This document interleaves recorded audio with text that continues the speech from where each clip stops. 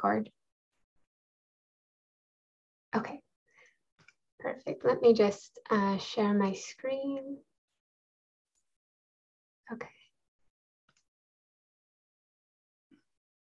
All right, so welcome to today's session, everyone. My name is Hannah. I'm one of the events coordinators of PreMedCC, which is a student-led organization established in the fall of 2021.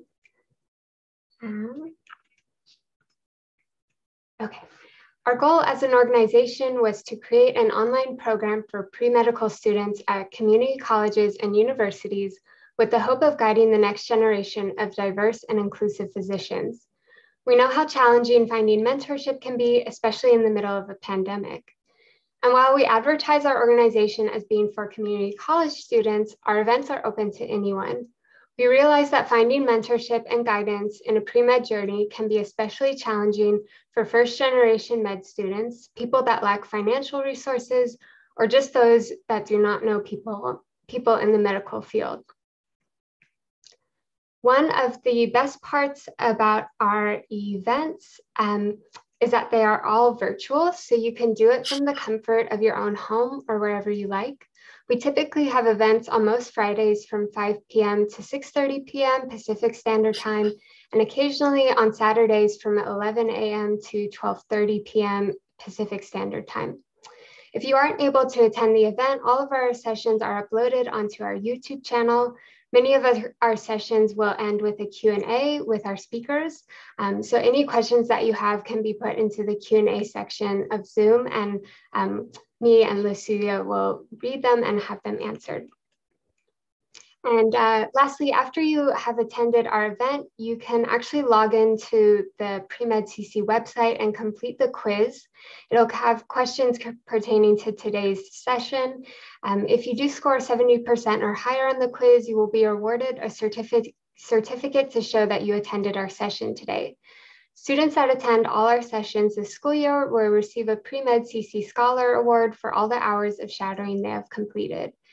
And if you do want to stay connected with our upcoming events or want to tell your pre-med friends that are struggling to get shadowing hours about PreMedCC, our social media accounts are all at PreMedCC.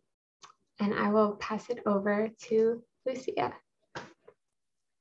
Thank you. And now I'm going to welcome our speaker for that evening, who is Dr. Daniel Teraguchi, the Associate Dean for Student Affairs at UC Riverside School of Medicine, and who also leads the School of Medicine's admissions program and pipeline programs, in addition to being involved with student affairs.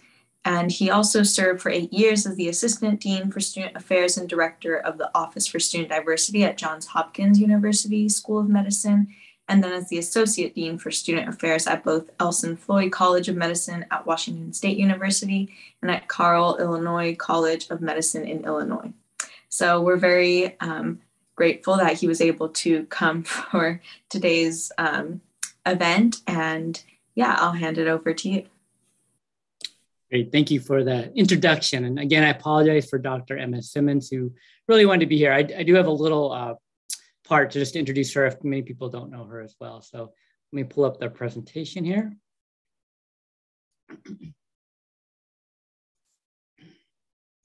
So again, my name is Danny Teraguchi, Associate Dean for Student Affairs, Associate Clinical Professor in Social Medicine, Population Health, and Public Health. Dr. Simmons, who I'm sort of filling in for, is our Senior Associate Dean for Student Affairs. I'm the Selma Hyder Endowed Chair for the Thomas Hyder Program. She's also a family medicine doc. So I appreciate the introduction. A little bit about myself. I've been at 4 different medical schools, as Lucia mentioned. I've been at a private school. I've been at sort of new schools as well. So Elson Floyd was a brand new school, so I know what that setting it up is. Carle, Illinois is a school that intersects engineering and medicine. And so it's a very different kind of school. And then obviously here at UC Riverside. And what really brought me here was its mission to serve the underserved. And so that's been really what's driven to be here. And everybody at UC Riverside School of Medicine focuses on that. My background's in education, although I have taught clinical skills, I do different things in medicine. My research focuses on patient storytelling, particularly around visual expression. So think if you're from a different culture, maybe you speak a different language other than English, and you're not able to express your feelings or what you're going through in that particular language. And so there's also a schematic of how you talk in, particularly in the US, if in English or even Western medicine specifically, how that is shaped. So my research focuses really on people's understanding of their storytelling and how they express stuff through their own sort of own cultural lens to help understand salient components that are important to them as part of the health, and then how to incorporate that into their health plans. So for example, we're looking at diabetes, chronic disease. So if somebody says you should cut out carbohydrates, right? Many of our identities are associated to the food we eat.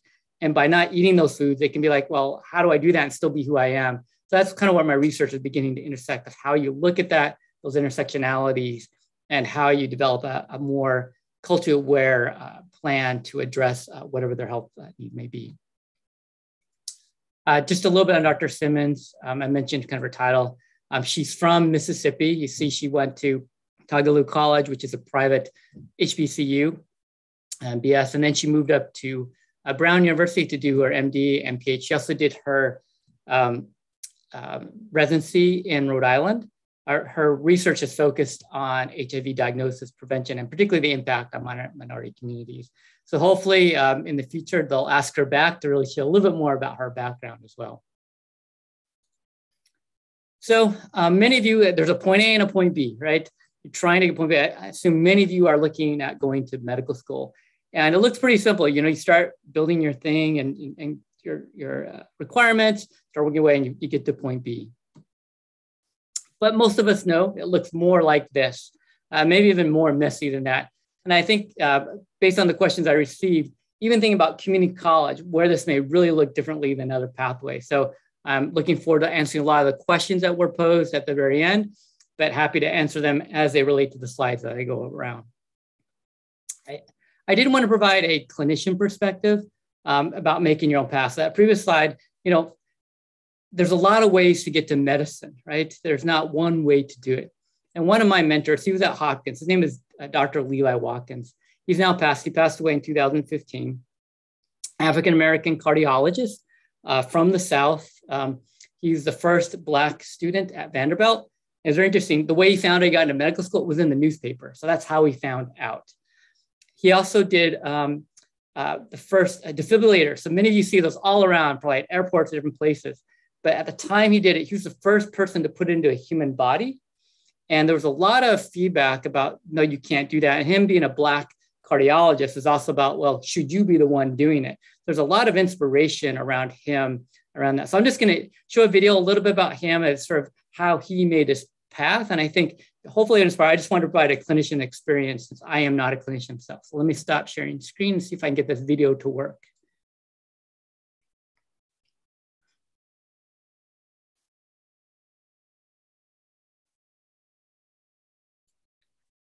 Hopefully this will work with the sound. Sound okay?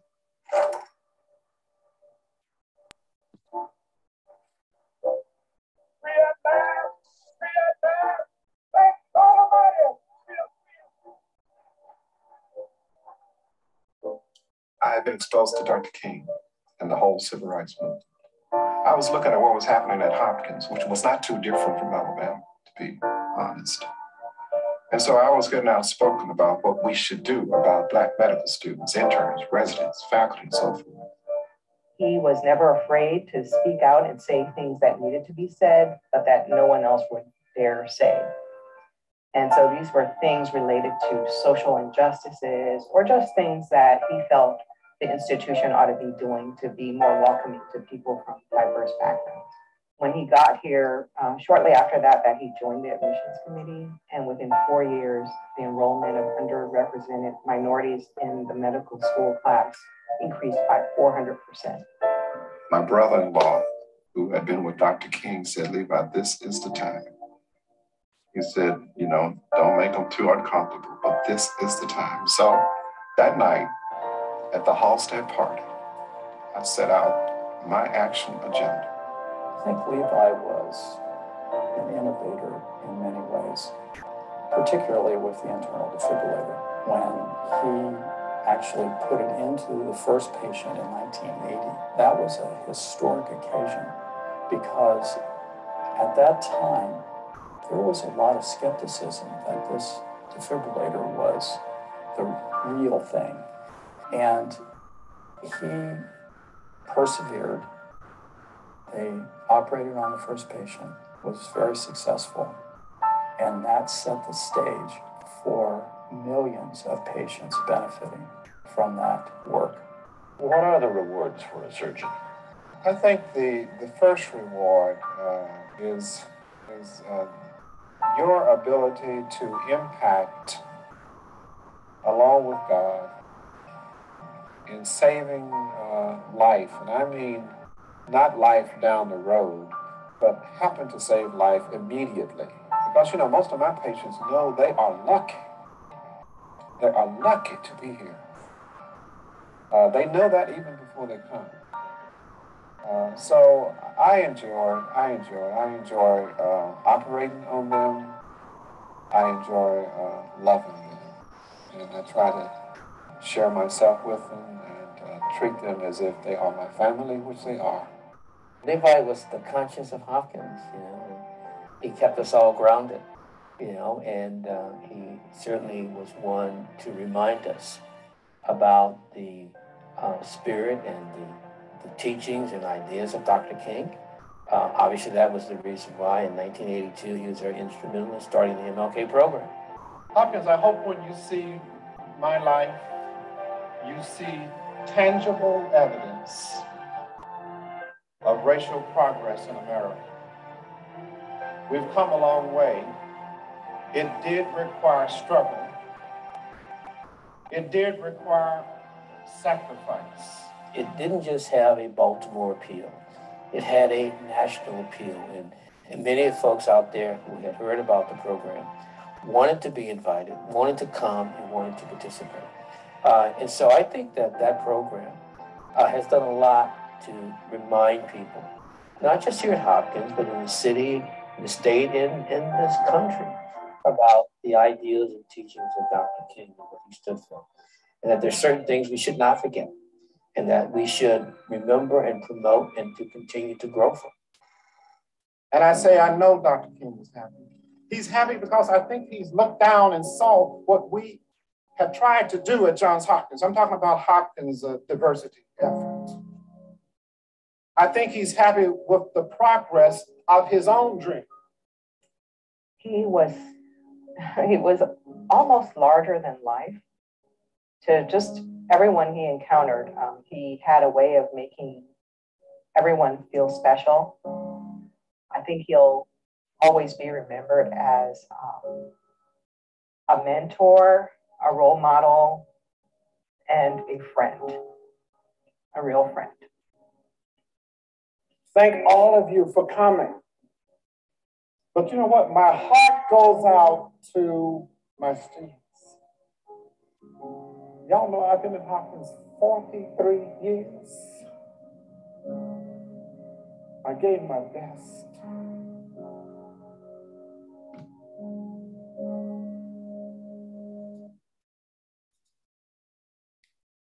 So just wanted to share a little bit about his life experience. He and I, Hopkins, used to do all the sort of recruitment, developing programs, and there. So finding that pathway, you saw that initial diagram from point A and point B.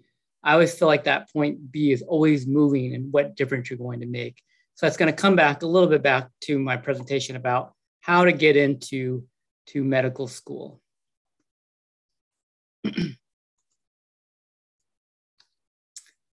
So this can be a little interactive if you'd like. We'll see how this goes. I never know how interactive works. So this is basically, I don't know how to get rid of this. So this is about how to develop your application. So I always tell applicants that you're doing the application process backwards if you're choosing the school first and then figuring out what the requirements are. That's often backwards. You have to do that to some extent to know what the courses are and that kind of stuff. But to do it backwards, is what I would say would be incorrect. The way I would think about what are your passions. So if you think about this, these are the different components that can be part of a medical school application. You have secondary, paid and unpaid experiences, clinical exposure metrics, personal essay, and metrics, what I would call would be your grades, would be the MCAT, so quantitative elements. On this side, as you think about going to medical school as your path, what are the attributes? What are my passions? What do I want to demonstrate to an admissions committee of who I am as a person? So I don't know if, I assume the chat works for everybody. So if you had to pick an attribute here that you would want to demonstrate to the admissions committee, what would be some of those attributes? And I'll see if I can pull up the chat here.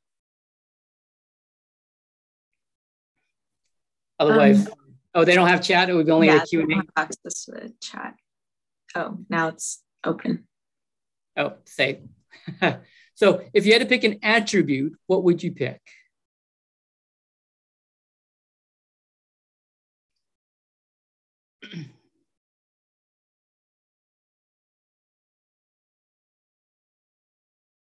Empathetic.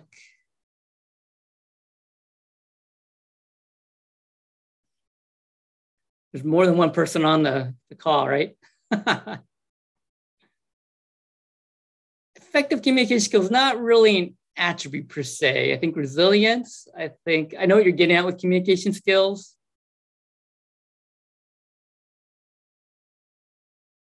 Compassionate, good. Determined, fortitude, now those are good. So my question to you is, how do you then demonstrate them in your application? Caring, good. What you want to be careful of is telling us that you're doing these things. You want to be showing us that these matter.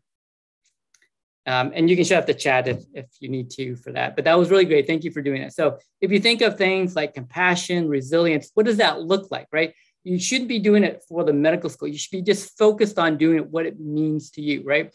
It could be your paid experience. So if we think of things like resilience, right? Resilience might be, you're coming from a background that needs to have those paid experiences, right?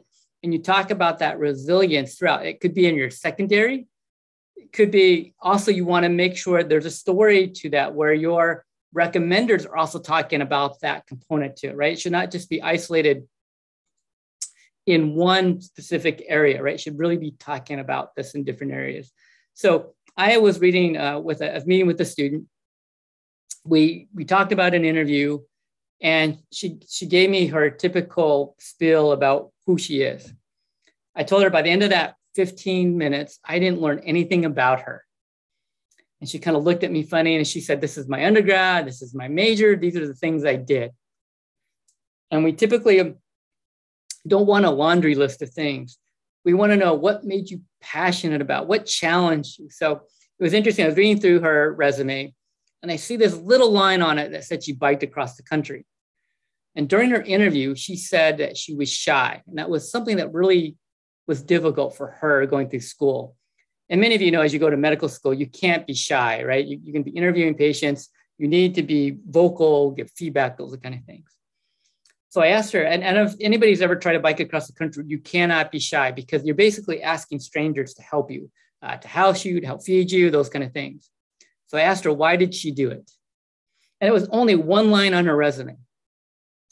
And she said, I had to test myself that if I could overcome that shyness, then I knew I was ready for medical school. That told me more about herself in that 5 minutes than that 15 minutes before. She then went back out and then redid her whole application to demonstrate that storytelling about how herself always tried to challenge if I'm going to be ready for med school, that's the unknown. Am I going to be ready for that unknown? And she could talk about that in different ways. So when you begin to do your application, it's really important that you begin to pick it. If you think fortitude, caring, what does that look like? Another example that I'll give you is compassion, one of them. And so for me, one of the hardest populations for me to work with are the homeless. Smell is really important to me. So smell, very difficult for me sometimes to work with homeless. So I had to test myself to be able to do that because I think it's easy to be compassionate with people you're comfortable with, right? But to challenge myself, compassion in a different way, that's a population that's really hard, right? So those are things you have to demonstrate through. And it should tell the story. It shouldn't be just in one place, right? Your unpaid experiences, those are your choices, right? What are you doing to explore? And it could be that you're discovering, right? You do a little bit here and there, but you have to talk about that story of discovery. It could be because you're a first generation student. You haven't had an opportunity. You haven't had people in front of you to help you navigate or give you more information before you get to school, right? So you can talk about that piece of it, right? I know COVID has been difficult for folks. It's another clinical exposure, right? But there are ways. I remember I was at Carl, Illinois, brand new. I got there in January 2020. COVID hits, in March, and students were anxious to be involved in the community. I immediately started reaching out to folks. So one of the folks, this is not uncommon, it was new to the time, was people in assisted care living communities. They were isolated. There was no contact. So we began to figure out how to write letters. So I found somebody to contact, be able to write letters. We had people do musical performance. We got them on a thumb drive so they could share. So finding your ways, you can always navigate how to do that. And that shows resilience or problem solving, those kind of things. So you really want to sort of talk about these things across. Your metrics certainly matter in terms of your readiness for medical school. And so there's other strategies. Maybe you weren't mature enough in undergrad or community college, and then you start to see your grades going up, right? So you have to tell that story, whether it's a postback, and be ready for that. So I use this chart for folks. Really look at these attributes. You can have 5 or 6 of them. Begin to map this out. Put it on a piece of paper. What am I doing to show my passion?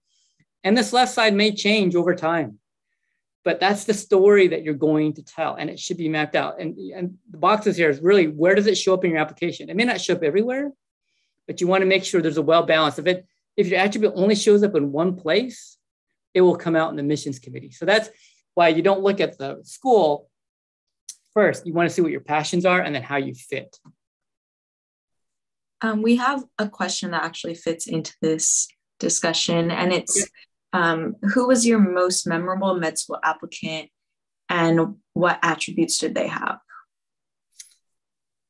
I don't know if I have one. I think some of the stories that I told, I think what I remember the most are the stories, right? They showed me something.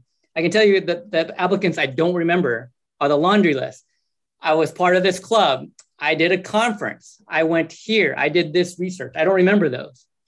But when I hear somebody's story where, like I said, I remember the person that talked about biking across the country. I still remember that, those stories. I remember, people who tell about a family member. I remember there was a question about what's the experience like when you've been a minority? And for everybody, even if you've been a majority population, there's at some point you're a minority in some setting. And it was one of the most insightful answers, because this person identified as a white woman and she had traveled abroad. And it was a typical question. When people travel abroad, they have a very different outlook on the world, and in many cases. In her view, she said, what I learned about it, it was about a choice. Even though I was in that environment that I took abroad, one, it was my choice. And I was able to navigate that. And I learned a lot from that.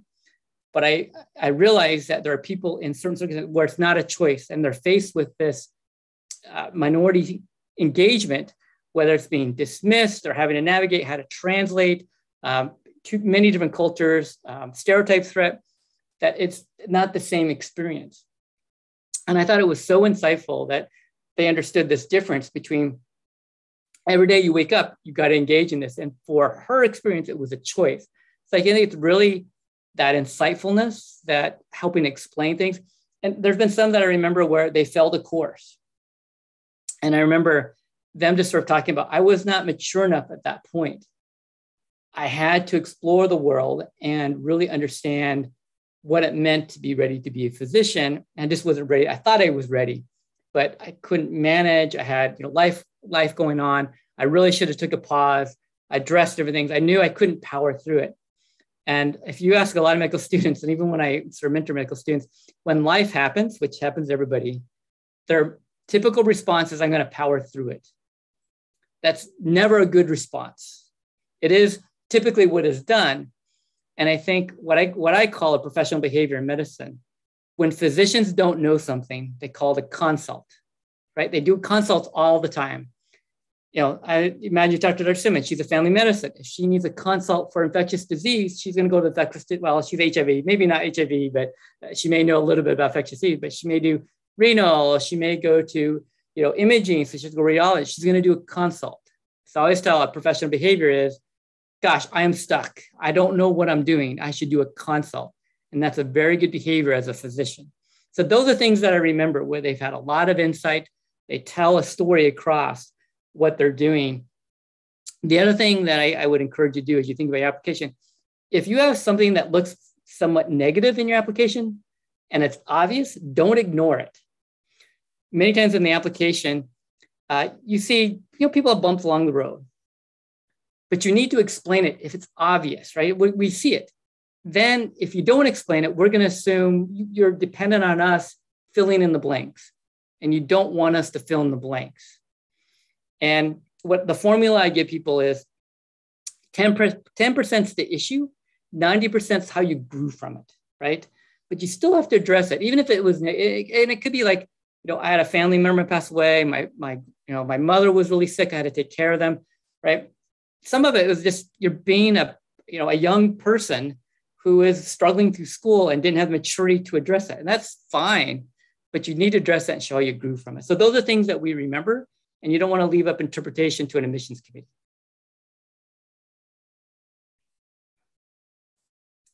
So how do you determine fit? So this is just, again, another tool that I often use. So I think of a point of analysis. This can be all sorts of different things. It could be location, it could be faculty, the student body. What you begin to do is say, okay, this is most important to me. These are the characteristic of the institution that I'm looking for. So if we took, say, UCR School of Medicine, and you say, I want to work with the underserved, right? That could be a point analysis. These are why I want to do it. I want to work with certain populations. Maybe you're from the Inland Empire. That's where you want to work. Those kind of things. And this underserved population, you want to go back to your own community. Then you want to go to that institution. Is that what they provide? Now, I'll give you an example. I'm mentoring a student. It's all about leadership, does a lot of engineering. And that's what they're looking for. They're looking for a pathway to being like a physician leader. And I actually said, probably UCR is not the best place for you to go. That is not our mission. We have a leadership component, but his interest initially wasn't with underserved populations.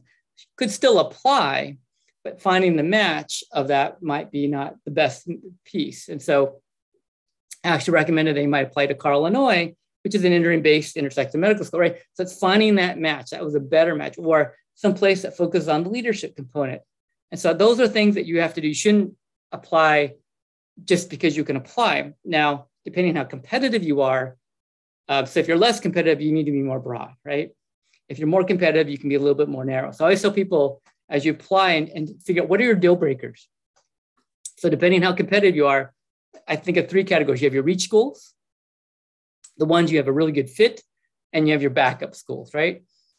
And so your reach goals should be 1 or 2. They shouldn't be like out of, a lot of them, right? Because it's just the likelihood of getting in is probably lower, right? Then you have this core group, and then the ones that kind of your backup school that you'd be willing to go, but there's some pieces that you have to sort of think about to sacrifice yourself for that. So I've been working with another mentee where, her scores are in a place where, if a California applies out of state, so many state schools, particularly out of state, that have a small number that take out of state, you have to be super competitive because you think about the numbers you're doing. For in-state, they have a smaller number. For out-of-state, you have all these different applicants nationally applying for a smaller set, right? So you're just not going to be competitive. And then you have the private schools, right? So you're competing nationally around that, right? And so you have to look within certain competitive rounds. So that's when you look at point analysis. It could be geographic. You want to be close to home. Could be research, right? If research is your area, and what kind of research? You begin to list these out. So I often tell people either do it this way or create a big matrix across the top, or all the things you're looking for in school, start listing them down the left and begin looking at them. And you can even start to do that with prereqs. What does that look like? So be really strategic about being able to do that. I'm going to talk a little bit specifically about UCR. So these are some data that we have, and you'll see where we kind of get some of our, these aren't all applicants, but I thought they were related to this group.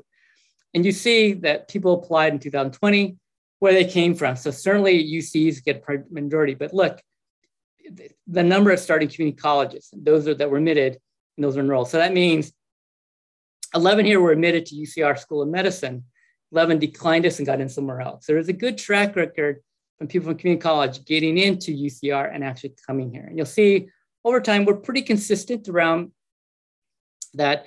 We have about a class of 80. So you're looking almost about 20, a little bit over 20%, about 20%, depending what you're looking at. And you can even see the number here and the rate that they've a good number get in that have started at community college that do get admitted. Furthermore, about UCR Medical School, many of you may already know this. Our goal is to work to diversify the physician workforce in inland Southern California. We're really focused on particular area needs of primary fields of family medicine, internal medicine, pediatrics, OB-GYN, general surgery, and psychiatry. So it doesn't mean you have to go into those, but we're certainly focused on those. We have what we call a mission scholarship that are focused on serving that mission. We want to produce doctors that train for the future, again, more preventive care and health education, as we have that woven into our curriculum. And then we really want to improve the health community that we serve within what we call inland Southern California or the Inland Empire. So the pathway, community college, undergraduate studies, medical school, you have graduate medical education, what we're looking for in the different areas, pediatrics, internal medicine, family medicine, general surgery, OB-GYN, psychiatry, and then on to board certification and continuing medical education. These are our program requirements. You can see that these will be on our website as well. Credit, International Baccalaureate, the labs. These are recommended humanities courses, obviously not required. There are things in there that you certainly enhance your academic background, but again, not required. We do look at broad academic backgrounds, foreign language, especially Spanish, because of the population that we serve. Really look at social science and the arts as well. Admissions, all students must complete the required pre-med courses. Students are not required to be science majors. We have a lot of folks from different backgrounds on my research team. As somebody that was a literature major, doing absolutely fabulous in med school. And so really looking at different backgrounds to add, people from different backgrounds ask new questions. They think about the physician sort of enterprise differently. So it's really good to have different backgrounds. Extracurricular activities, these are things that you saw on my chart before. The clinical experience, absolutely must. We want to make sure that you're exposed enough in the clinical world to understand, make sure you understand what you're getting into. And I think you often explain is in your essay, why medicine? So a lot of people say, well, I'm good at science, I like to help people. Well, why not be a science teacher, right? You're helping people and it's about science, right? But why do you know those aren't a fit for you? And I think the clinical experience can help develop that. I was working with a student before. She knew she wanted to be a physician, but could never articulate it. Didn't do well academically, didn't do horrible, probably had a 3.1 or so. But, organic chem really was tough for them. But they got through it and had a good enough grade. But, probably wasn't competitive enough. So did a master's degree. And even when I started to help her with her essay, I still didn't understand why medicine and why not something else. It wasn't until she took the master's degree, she did research and with somebody in OB-GYN, a physician, and it was an intervention to help women's health. And she realized at that moment why she loved the research. She had done bench research, she'd done clinical trials, and she realized it wasn't fulfilling. She appreciated having the research impact it had on future patients, but she liked the immediate satisfaction of working somebody individually and being able to apply that intervention, not necessarily the research itself, but to have that impact on the individual. And so it was very clear then at that point why she was choosing medicine over others. She said she tried teaching. It just doesn't give that. It's about somebody's health and somebody's life that you're really trying to help. She could really articulate how it was different than other professions. Community service. There should be meaningful, again, this is following your passion. Many admission committees can tell it's a checkbox, right? They're just doing a series of things they want to see. Again, if you're doing a lot of small things, say 20 hours, 60 hours, but doing a lot of different things, you want to explain your story that you really wanted to do a breath, find something you're passionate in, but eventually show what that passion might be. And it might be working with older population, it might be working with kids, it might be, working with mobile clinics. It could be all sorts of different things, health inequities. But, that discovery period has to happen. And some people, you don't find it during undergrad or community college. You might have to take a gap year. You may even have to work. There have been people that have had a second career in medicine, because I remember working with a student, they were at Amazon, and their goal was to make some money. They were an immigrant, a child of immigrant, needed to make some money. Oftentimes when you're a child of immigrant, you're not only supporting yourself, you're supporting generations, sometimes both your parents, sometimes siblings and cousins, and other folks that be there. So you need to make the money, which is reality. But they realized their goal was to track everybody's link in the marketing, and then you tailor the kind of advertising to that person. They realized that's not what they want to be doing. They want to really be helping people. So they went to medical school, right? And it really shows some persistence, because they had to redo some of their courses. It takes a while. You can't just say, gosh, let me go start medical school and apply, right? You have to actually build up to it. Professional development. These are things to help you become a better professional, right? Could be, reading articles, going to conferences. This is where your faculty could talk about your engagement and developing who you are toward being a professional, right? It could be presentations, those kind of things as well. So applications, you obviously have to fill out the MCAS application, college transcript, a 3 recommendation letter, no more than max of 5, a photo of yourself with a solid background. Typical our applications due in November. And then you have MAP and CAT scores as well. This is our class of 2025. So this is our class that we admitted last year. You can kind of see, we had 86. So we had a few more than we usually have 80. So what you typically do in a medical school is you over admit, and then you have people that withdraw. In this case, we had people didn't withdraw as many as we thought. And you can go 10% over your designated amount. So ours is 80. So we can go up to 10% of that. And you see the age range, the average MCAT, science GPA, ties to inland California, disadvantaged backgrounds, and people who did post-baccalaureates. I think somebody early on talks about the Hydra program. So I do want to go over this. We'll continue to provide this. It's only for people that go to UCR. You have to have so many quarters there, so you can't just transfer at the senior level. I believe it's 6 quarters that you have to be consecutive. There's 24 receipts reserved for this, up to 24. So it could be, less and so forth. There's the 6 consecutive quarters there. And we do it by holistic review. The early assurance program, it's also part of the Hyder program. So this is where you apply earlier, and you don't have to take the MCAT. And so it's really your guarantee once you get in that you finish your school undergraduate, and then you come in a year later for that.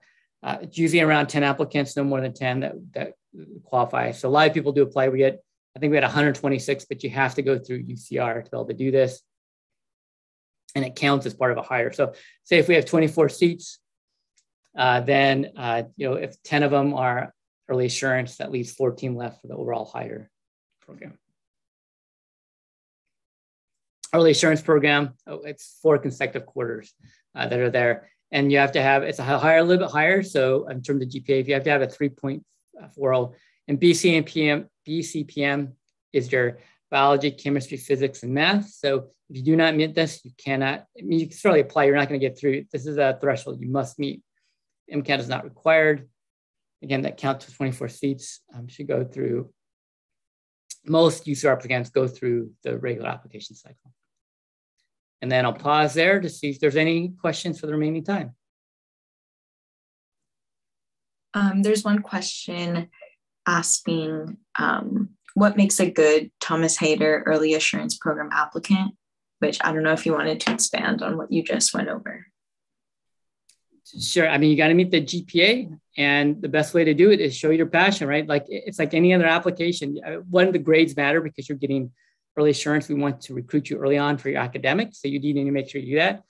But we want to know your passion towards our mission, right? So you should be able to show that passion towards serving underserved and inland empire.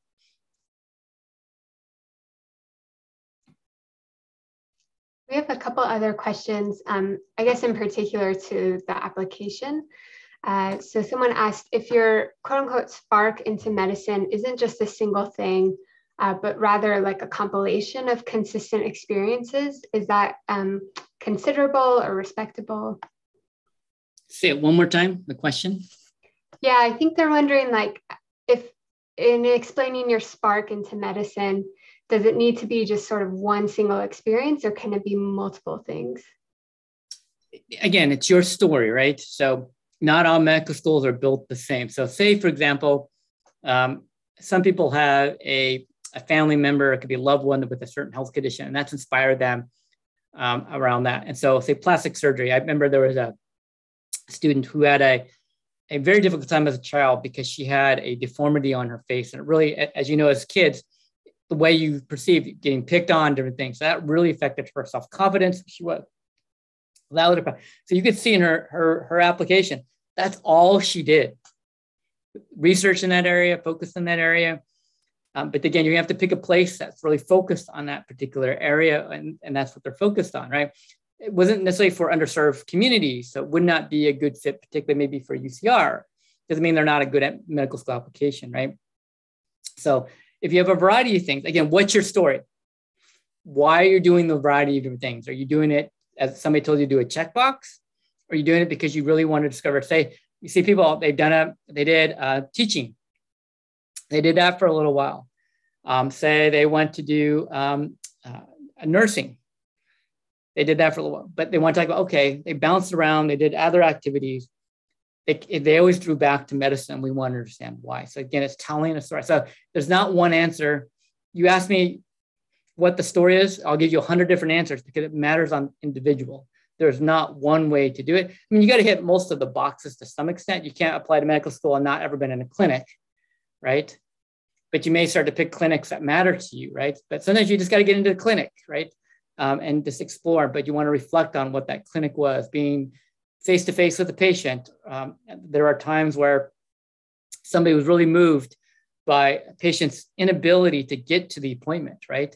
And so they actually help them map out bus routes, all these different things. So there's sometimes you can't do a lot as a shadow person, but again, stepping up to say, okay, I really care about removing barriers. I really step up and really try to create a system to address that the clinic didn't have, to really help people have better ways to get to there by public transportation.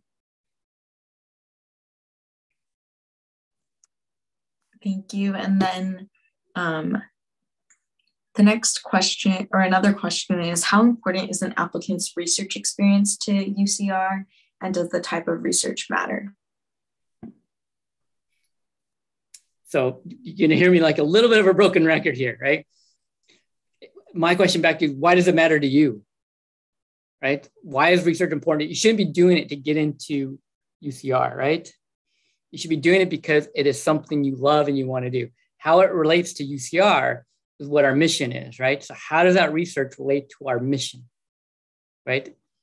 Right, and so that's where it's going to be connected. We love different research. We have a biomedical area, right? So we have a Center for Health Disparities. We have a Center for Healthy Communities, right? We do quality improvement programs really to address different inequalities in the system, right? So research is really valuable to us. But again, my question back to you is, why is it important to you? And how does it contribute to your ability to get to where you're going? If you're doing it just to get into med school, that could be an issue as you try to articulate what is your story, why you're doing it. I certainly think research is important, but you shouldn't just be doing research for research's sake, right?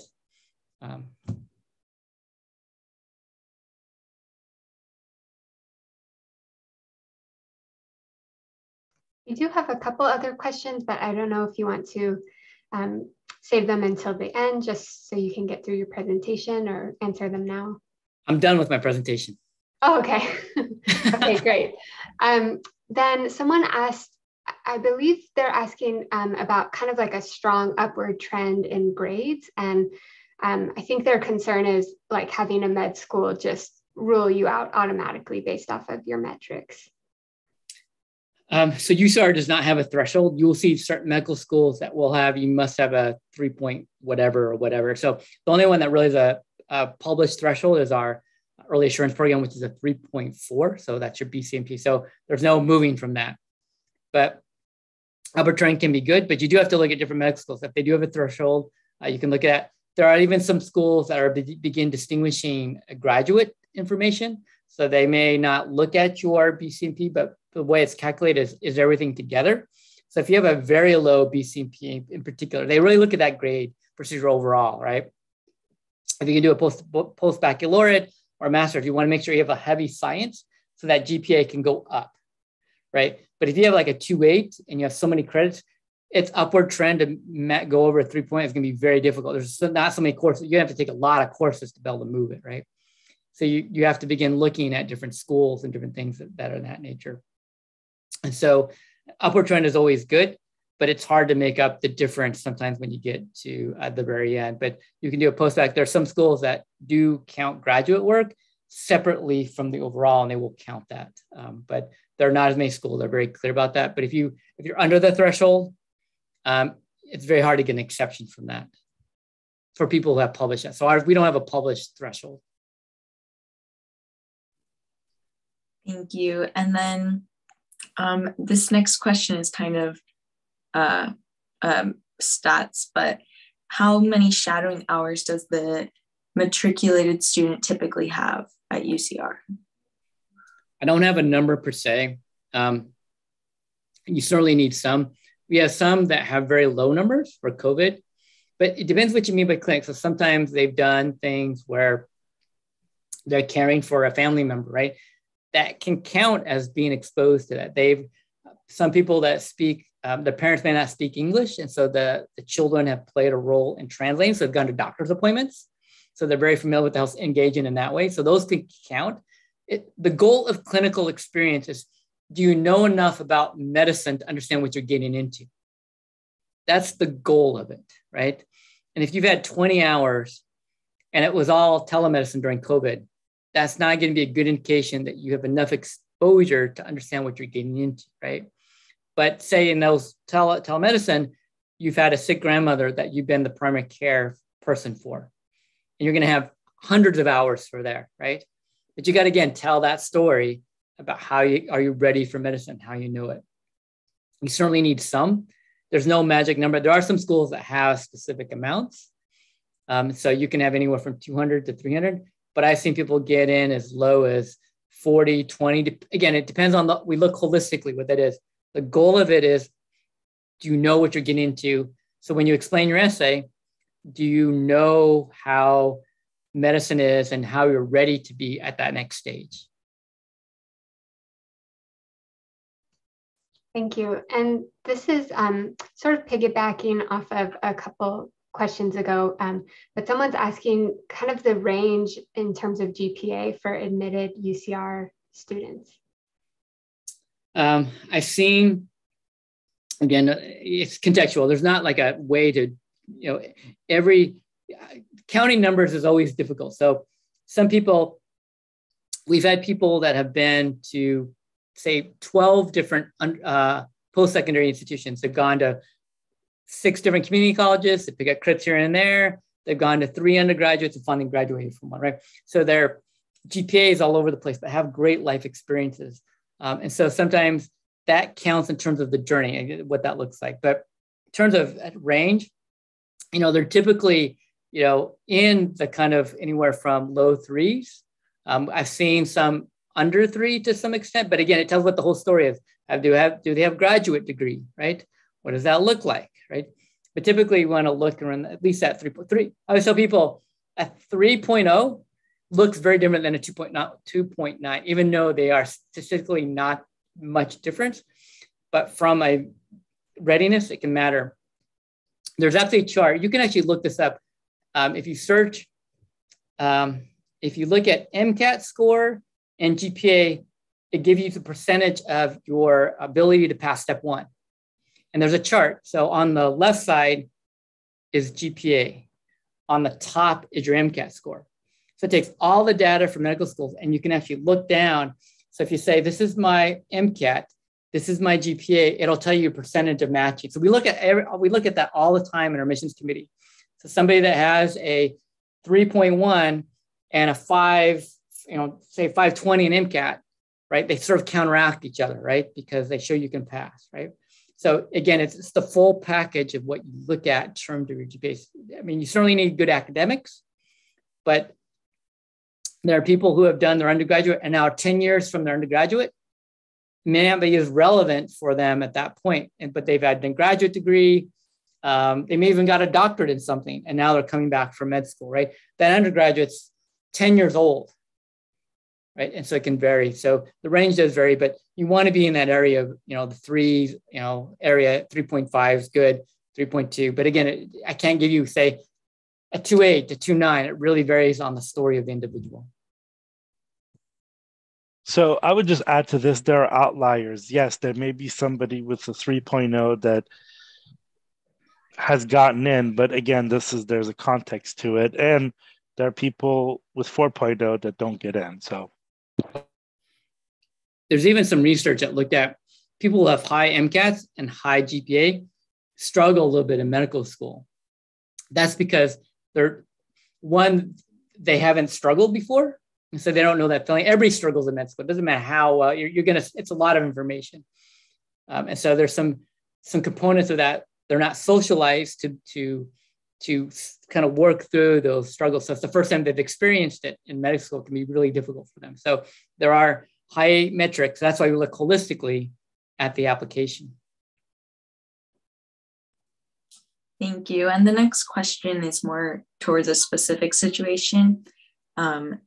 The student wrote, if you're a non-traditional student with a non-science degree, but went for a PostBack and showed a strong science GPA, how much does that science GPA weigh against a weaker cumulative GPA from the non-science major?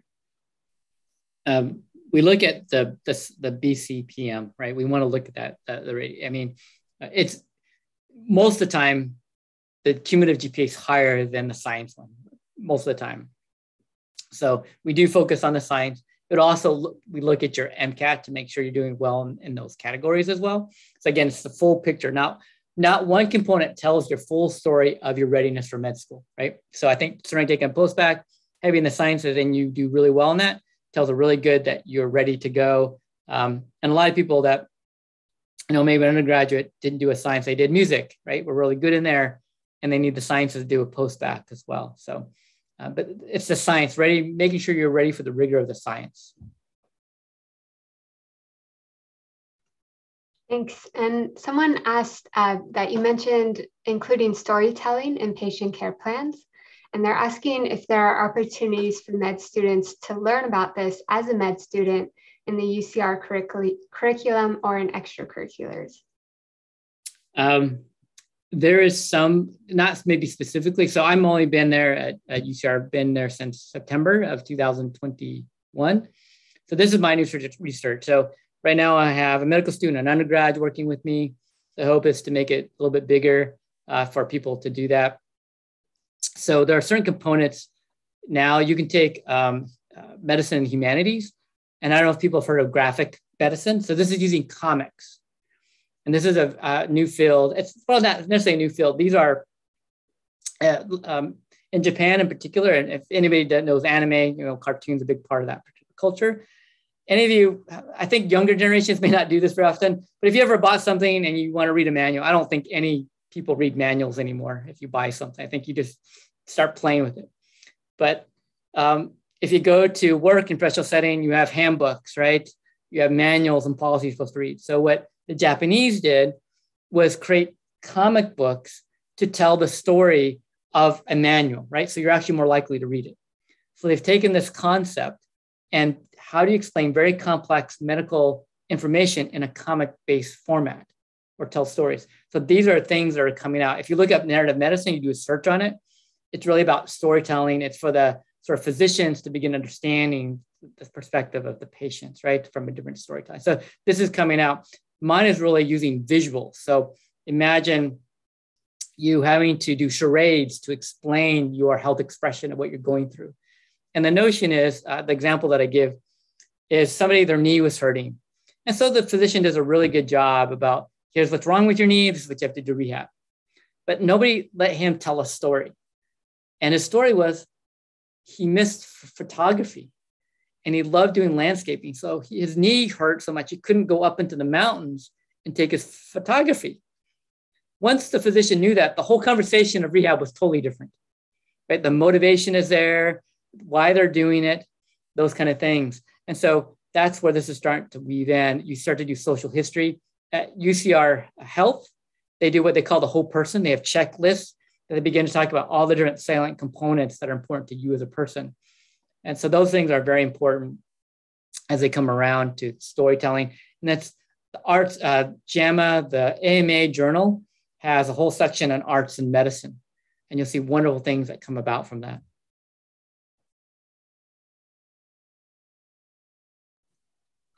Thank you. And the next question is, what are some pointers for those that are creating their own postback through community college courses? Are there pros or cons or any advice? So if you're taking a eclectic set of courses, right, you want to make sure, so what comes up on the AMCAS is the number of science courses you took. And so we look at that. So some people take a postback, there's 4 credits for science and then 15 for non-science, right? We look at that difference, but we also look at what you're taking, right? So say in your undergraduate pathway, you struggled with organic chem, and you did well in physics, but now you're taking more physics as your postback, right? That doesn't make any sense, right? So being very strategic, addressing the area that you're struggling in will help us understand where that is. There are people that when they review the application, they literally will map out all your coursework because they want to see your trajectory. So as you think about that, you really want to say, okay, what's my strategy of doing? If it's just simply to booster your GPA and you're taking courses you're already good at, that's probably going to be something that's noticed, right? This is, oh, they struggled in this particular area. They're now taking it at a community college, these different courses, they're doing well. Say they do a research with a faculty member that can testify that they've been able to apply those science concepts, that will really strengthen, because what you want to see in a faculty letter is, I know so-and-so, early in their career, they struggled in this area. I've seen them take courses, either at the community college or my institution. I've seen them apply those concepts. We see Journal Club, they're able to articulate these difficult concepts, right? We don't want to just take your word for it. That's why picking your letters of recommenders are really important. And I think I always tell people, sit down with folks if you're comfortable and if they're open to it, having them understand you in that context. Because if we get a letter that says, so-and-so is really great in the lab, they do science experiments really well, they get along with people in the lab, all those kind of things, but there's no backstory, like, okay, I've worked with this person, I've seen them, they struggled undergraduate, they said they were immature, I've seen in the lab, they've really grown out of that, they're now taking lead in the lab, I see the concepts, whatever happens to be. So you want, again, be strategic. If you know it's a weakness, make sure you tell the story of how you've addressed that weakness throughout your application. Thank you. Someone asks, does UCR screen for secondaries?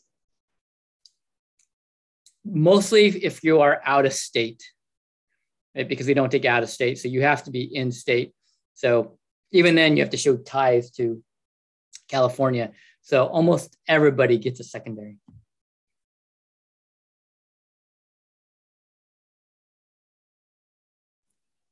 The next question, well, you mentioned, they're asking, what are some things I can do to make me stand out as an applicant? Does studying abroad help? And then additionally, is UCR Medical School more focused on clinical experience or research? But maybe since you've spoken to them, some of that you can address studying abroad. You probably know what I'm going to say here, right? Why are you doing it? Right? That's what I would want to know. Tell me why you're doing study abroad.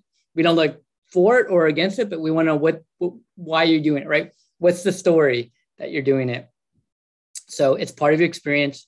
If it seems out of place that you're doing it, I don't know what that means. Maybe, you got a scholarship, whatever it be, but we want to understand the context of your overall story.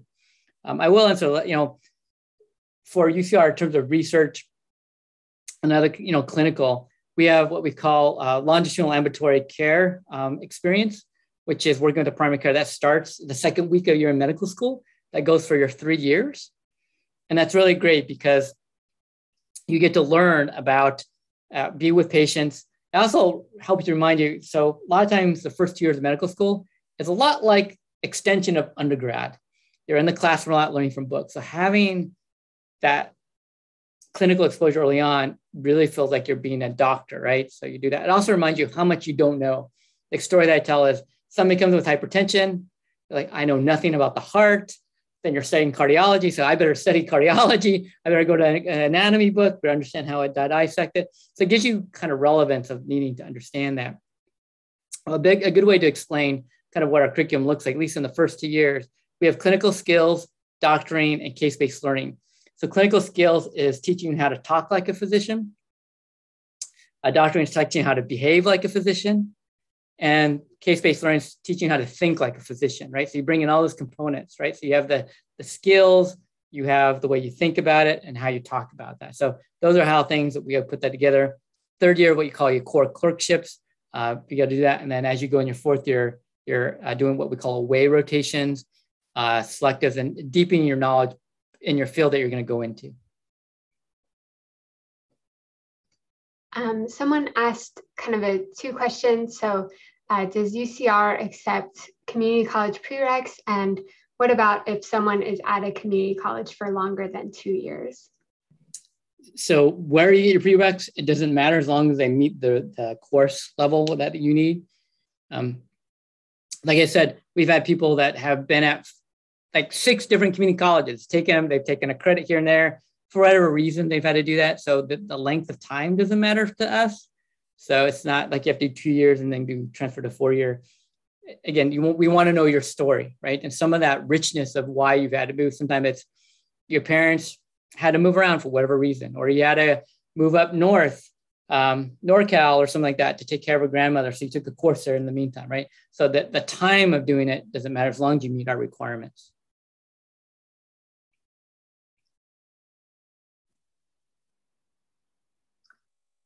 The next question is, if a student has spent time to explore the field but wants to keep an open mind about specialties and specifics and finds themselves passionate about medicine, how can they differentiate themselves from those who may have been more focused on one goal in medicine?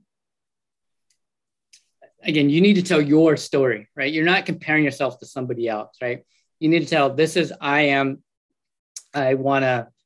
this is why medicine. I don't know what exactly I want to do in medicine. That is totally fine. 70% of students who come into medicine change their mind of what they're going to do, right? So it's more about why medicine, not about what in medicine you're going to do. So there's no advantage or disadvantage per se, unless you're going to a school that focuses on a particular area. Say, for example, like I came from a school that focuses on engineering. You don't just have to be an engineer, but it's all about innovation, the intersection of engineering and medicine, right? If you're not interested in that, it's probably not going to be a good fit for school for you. Thank you. We also got a question, does clinical experience have to be unpaid? Should you not accept a paid experience?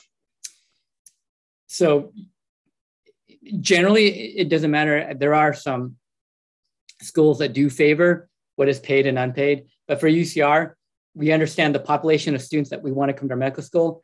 Finances are a real reality, right? You got to survive, you got to work. And you'll see this from even in high school, you'll see what they call the summer slide, right? Where you have people from more affluent backgrounds, have more privilege, that during the summer, they can afford to take a non-paid internship to help them advance their academics, right? People who need finances, I got to go work at the local grocery store. I got to work at wherever to make money and hope I can get some other meaningful experience academically, right? And so they may be doing a full-time job, working 40 hours a week and then finding stuff on the weekend, everything like that. So those stories are important to us. We want to see that drive. We want to see that resilience that comes through, but the commitment to underserved communities, right? That's the intersection of those different things. So the pay doesn't matter to us specifically. But again, it's helping us understand your circumstance. If you're not clear, and I know some people on the AMCAS, there's a box where you check disadvantage. Some people don't check that. They may not expect. That's totally fine. but it could also be a faculty member that tells your story. That's not necessarily you. So I know some people have a hard time telling. Application process can be very emotional, right? You're selling yourself. And for many people, that can be very hard to do, right? And so, that's where you can engage your faculty. If you have a college that has a committee letter, right, that sometimes helps. But at some level, again, talking, how do you sell yourself? In the interview, how do you talk about yourself? And I know somebody that they go into a depressive state when they have to go to job interviews because they have such a hard time talking about themselves, right? It can be a scary thing. And those are things you should reach out to your career center, practice interviews. Community colleges, I know, have good career opportunities there. But I think those are things that may mean you're not ready for medical, right, school, because you do have to learn how to engage, talk about things. And that's, again, if you know it's a gap, how are you working on it? Some people who have a hard time presenting, they go to Toastmasters. They say, I need to figure out how to address this. And that's what we want to kind of know about your personality. This also doesn't mean that you went to a foreign country and performed open heart surgery either. The next question asks, what are some of the helpful resources you suggest to use for studying for the MCAT? So that's not necessarily my expertise. I don't know a lot of MCATs. I'm sure somebody else might be able to put something in the chat. But one thing that what I will talk about, preparing for the MCAT is also preparing for med school. That means you have to learn how you study, right? Now, I know some of the commercial third-party vendors will articulate that if you pay for the courses, their MCAT scores go up. Now, research has shown that correlation is not necessarily true. What makes the score going up is the structure, not necessarily their content. That means you are a person, say you're not very good independent study, right? So if you have a structured class schedule, you go to class, that helps you stay on target. So what those third-party vendors do is often provide you a structure to stay on target of hitting the number of questions, right? That's what helps you excel. So understanding how you different study. If people haven't heard of Pomodoro, it's a study technique where research shows studying 20 minutes is about the length of time that a real you can focus and get a lot of information. Then you need to take a break. So Pomodoro, you focus 20 minutes. There's a lot of apps, if you look online, that you study, you put a timer. You can put your phone on Pomodoro. It means that there's no ringing. It doesn't beep. It doesn't distract you. You take a 5-minute break and then you do another 20 minutes, 5-minute break. The third one, you take like a 15 to half an hour break and you take a walk, come back. But that study technique can work for a lot of people. And that's what happens with MCAT. You have to figure out your pattern. You may have a chaotic life at home. You may have to babysit. You may have to take care of grandparents, right? Coming up with a schedule so that, okay, my quiet time at home is from 2 a.m. to 4 a.m., right? How are you going to sleep? How are you going to rest? How are you going to do it? So part of test taking is figuring out that schedule. But being successful on the MCAT is endurance, right? So you need to figure out how to do endurance. At some point, you need to take the exam the length of that time because endurance really matters. Second part of the test is efficiency. You can't take 2 weeks to finish the exam. There's a time limit, so you have to be good at going through the questions. So test taking is a skill. Understanding how to dissect the test question to understand what they're asking can be a skill to be more efficient. The third component is confidence. Now that helps with taking good test exams and doing well on them, right? It could be, having a cheerleader in your corner, like every time you do well on an exam, all these kind of things that you happen to be there. So those things have to come in place. So you need to conquer all 3 of those to do well on the MCAT. How you go about it? If you ask 60 medical students, you're going to get 60 different answers, how they prepare for the MCAT. It's really tailoring it to what your lifestyle is, what your learning is. Most medical students are savvy and smart enough in undergrad that they can overcome some academic weaknesses. When you get to med school, they actually come out because there's too much information and you'll fall behind. So understanding yourself early is really important. The other thing I would say, if you have relationships, it could be a partner, it could be your family, is to have a good conversation with people that you have relationships with, because during that period of time of studying, your interaction with them may be different. And if you don't have a conversation with them, it could cause more tension in those relationships, right? If you're with your family, right, they may say, gosh, why aren't you talking to me for 4 hours, right? Or you haven't talked to me for a whole week, right? All of a sudden they're trying to contact you, or they want to visit you, and they said that can add distraction. So having a conversation with them, this is what I'm doing. Here's my technique. If we're doing a family event, here's the time that I'd like to do it. So just being open about that, that's really what happens. You'll see this all the time when people prepare for that. Best laid plans and life happens, right? So as you're doing MCAT, you need to have plan A, B, and C. Have communication with people around you, and so they can be able to support you. And it could be, people want to help. And so even what I've seen people do, so, say you have, parents who are really supportive. Maybe they help you with, laundry or food, or they're preparing food for you so that you can focus on studying during that period of time, right? So again, that's why you want to have an open conversation with them. Thanks. Someone's asking if you have any advice to overcome imposter syndrome. Yeah, it can be tough. There's what I call positive imagery that you have. There was a student who had imposter syndrome, and what they did every morning was they put doctor in their last name at a place they happened to every morning when they brushed their teeth in the morning, and they would always say their name and doctor. That just reminded them that they can get where they're going. And so it's reminding yourself in those circumstances where they are. There are quotes that can pick you. So it's when it's compounded, right? Certain days you come in, there's all this negative message you come in. So positive cognitive behavior is you want all these positive messages around you. So however you do it, there are apps you can sign up that give you quotes every day that are positive, inspirational. There's meditation techniques that you can take to remind yourself what you're in control of, right? And so focusing on that center. There's the positive imagery. Say, this is who I am. This is what I'm doing. Doesn't matter what I'm doing. Now, what's interesting about medical school is imposter syndrome comes out a lot. Now, imagine this. You go to class, you study real hard, you think you know your content. The next day, basically, you learn of how much you don't know. Every day in medical school is like this, right? Because you take basically 2 semesters of biology, squeeze it into 2 weeks, right? So the first day, you go, okay, I'm going to study real hard. I'm going to study 8 hours tonight. Get up the next day, totally new subject. Like, I know nothing. So imagine that every day of the week. You go in, I don't know anything. That can be very hard. So being able to create coping mechanisms to remind yourself of your capability. And it's a skill set. It's a reminder. So there's actually a student I work with at UCR. I send a quote to him every morning.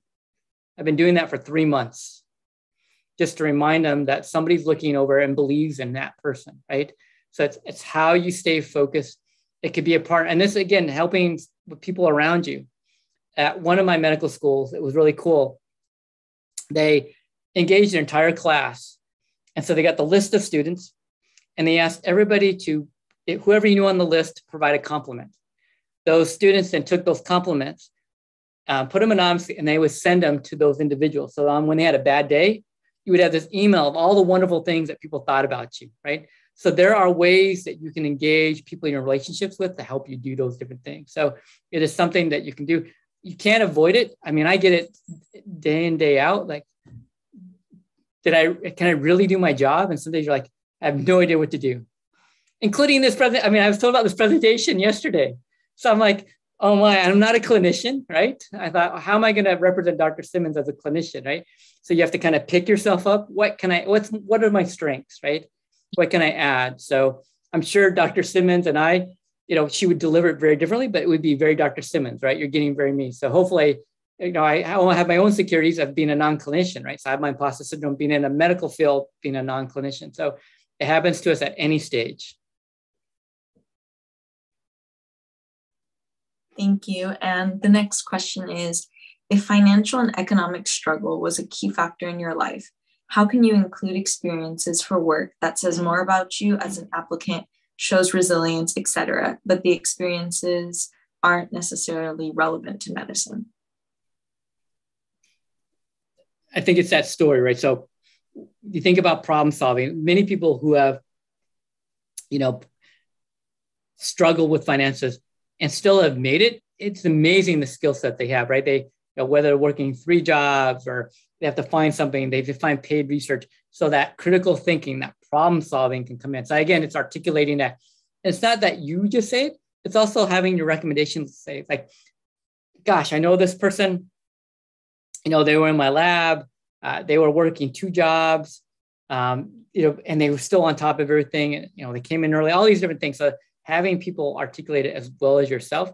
But I think that problem solving, that resilience, being able to navigate that and stay on top of your academics, I think are awesome. And I think just being able to have that life experience of what it means to understand how patients may be doing that. So you can really talk about understanding from the patient experience that, there's a lot of research talks about, food deserts, right? Being able to have good food. So when the physician says, well, eat healthy. Well, if you live in a food desert and your family works, 100 hours a week, you need to buy food that has good shelf life, right?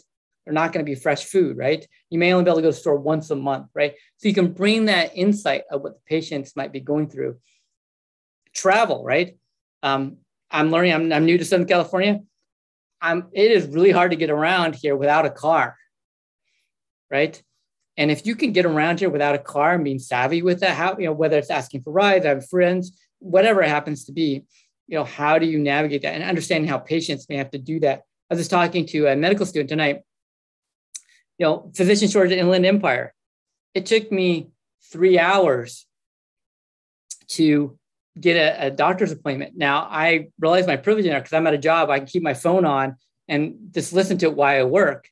But imagine if you are at a job where you can't do that, right? You're never going to get an appointment, right? So you can talk about how to make those improvements in the system, and that can be really important. So you just don't want to focus like, look at me, I struggle. You also want to say, how does that translate to how you're going to be a better physician?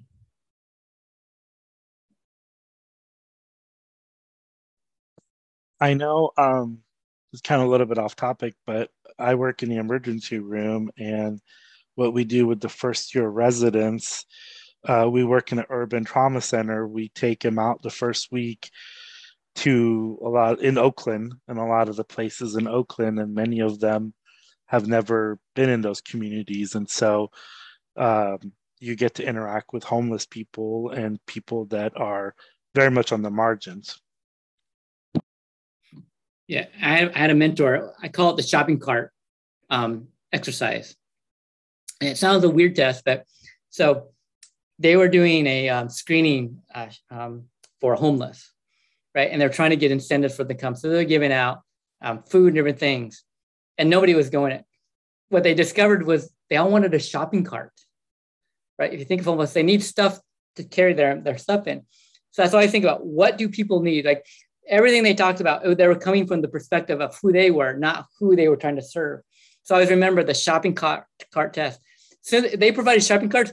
They had lines backed up for the screening and get them in for social services because everybody wanted a shopping cart. They could care less about medication. They could care about, but they wanted a well-working shopping cart.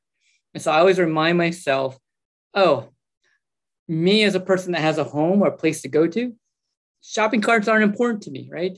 But for them, that's their life. And so I always remember the shopping cart example for me.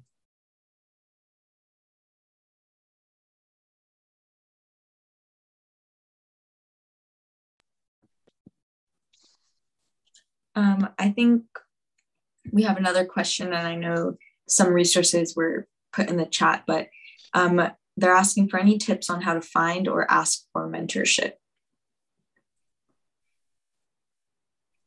I won't kind of repeat with what's on the mentorship, but I think what I have to tell people is holistically look at mentorship, and that you have mentors for different things. So, right, you may have somebody that's helping you get into med school, right? It could be a career advisor, pre-health. It could be a medical student, those kind of things. And I think networking can help, whether you're joining like these free services that this organization is providing, right? You begin to do that. But it's also deciding what kind of mentors that you need, right? Do you need somebody said imposter syndrome? How do you engage somebody that's engaged in it? And maybe somebody that you identify with. And I've done actual cold emails to people and said, I was inspired by your video. I looked online. This is how I relate to you. And they've given written back. So I think don't be shy in doing that, being able to do that. As I get older, I think of different techniques that respond to the population you're doing. So it's, how you respond, how you engage. There are ways in which you communicate that I think, like I've gotten emails that say, "Hey, Danny," right? That's probably not the best way to start. For my generation, that is very odd for us to start the conversation with, right? And so helping understand who you are approaching. And what I also tell people, how you communicate, how you write, there are different ways to be able to do that. But I do think identifying different resources. If you are at an academic institution, really being aware, I would go to your student affairs office, begin to engage the free resources. What I think student affairs at undergraduate community colleges, I'm working with community colleges now, people don't engage those resources as they should. And I think a lot of them are free, but I think you have to begin to engage those resources. And that's a really good start because they'll begin to connect you. I think being able to network is good. The thing that I get most frustrated about is somebody will contact me to help mentor. I reply right back and they don't respond. I've had that happen several times. And I don't know if that's because they didn't write down my name somewhere. So they asked 20 people, but they couldn't remember who they asked, right? So I don't know if people still do this. I don't know if people have like cards. And, it's been so long since we've probably been in person. But I tell people, if you get a card from me, write in the back exactly what you talked about so you can follow up with, right?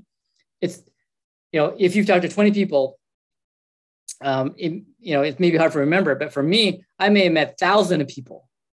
And so when you write me, I have no idea who you are, right? So help and remind me who that would be. And so I've done that several places. I've given out my cards to like 100 people and nobody contacts me, right?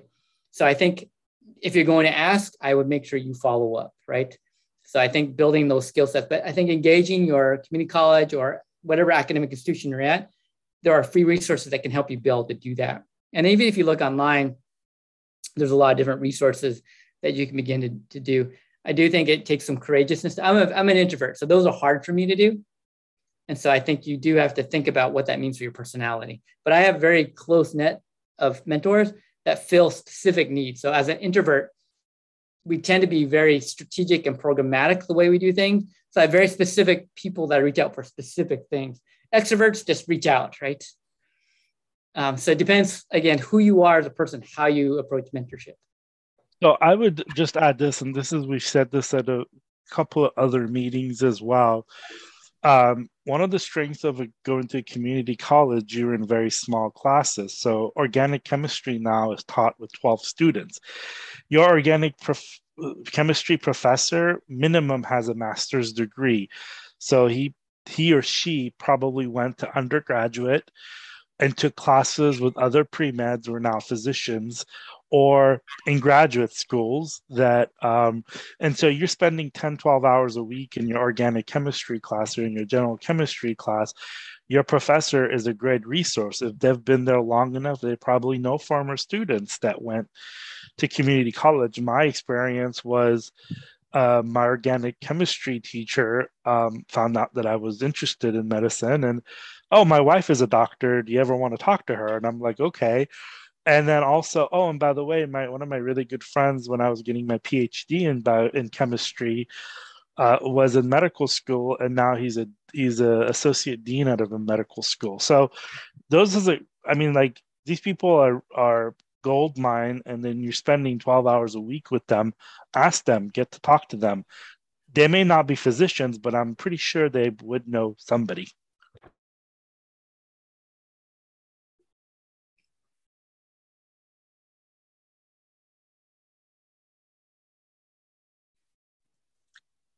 Another question might be, what attributes or kind of characteristics do you see in the most successful medical school students that enter or are matriculated into UCR?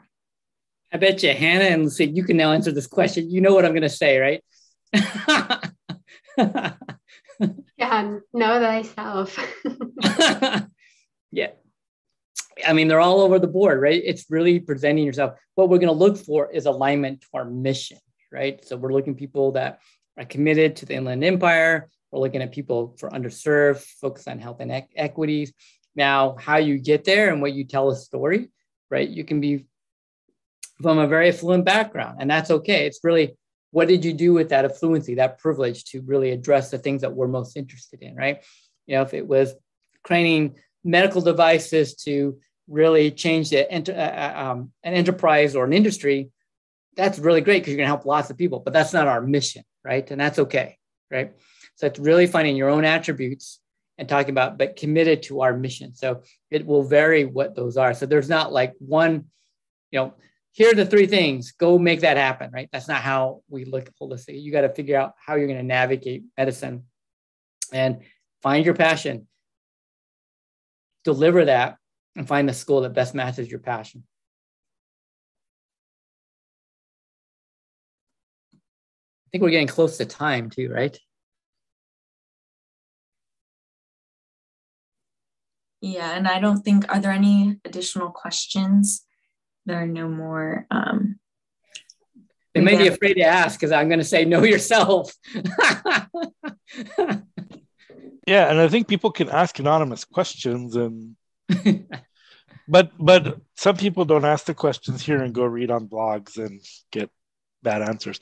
I'm just going to ask about DACA students and undocumented and the resources that are available, and the process also if, for DACA students at UCR. Sure. So it's the same process when they apply. As being in the state of California, there are state funds that are available for financial resources for that.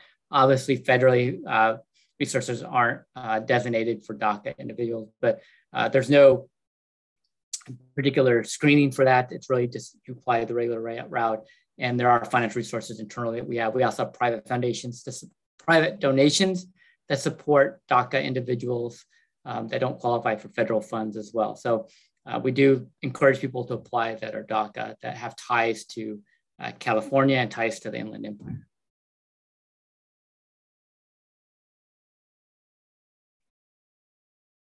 Well, hopefully what I provided was helpful. I appreciate you all asking, and I'm sure Dr. Simmons will be happy to come back or deliver her story as well. It's very inspirational as well. There's one more question, and I think this is actually a really good one to ask because this is actually this is like the fourth time that I've seen this question. If you guys want to read that out. Sure, yeah, I don't mind. This person's asking, is it more beneficial if I become a nurse first and then a doctor? And does that increase my chances of getting accepted to a medical school? I don't think it's an advantage or disadvantage. I think what nursing does provide is you're familiar with the clinical setting, right? Those would be that clinical exposure while you're ready. So it's going to be understanding what's the transition. If you only want to do nursing to get into medicine versus really the love of nursing, that's a totally different story, right? And it's really what's the difference between them that's really triggering you what that means. So I don't think it gives you the advantage it gives you very clear exposure to medicine or clinical. Even a certified nurse assistant provides that, right? So it's really the reason you're getting clinical exposure is to understand why you're interested in medicine. Now, I think you want to explain, okay, this is why I went into nursing. What does nursing not fulfill that a physician would, right? Difference between the two, right? Now you're intimate with understanding what nursing is. So I think understanding what that role is, understand what that might be. It could be insights about working with as a team, as a healthcare team.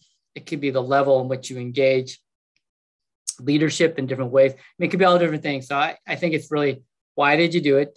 How does it contribute to the next step where you're going to be? I think certainly gives you an advantage if you have easy access to clinical experience. You can talk about patient interactions a lot more. That certainly gives you a lot more than a traditional undergrad that is just trying to find some shadowing experience and they have 20 hours or 30 hours with having to speak. That certainly gives you an advantage from that exposure to clinic.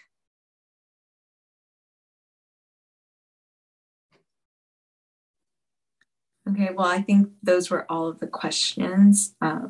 So thank you very much for your time and your presentation.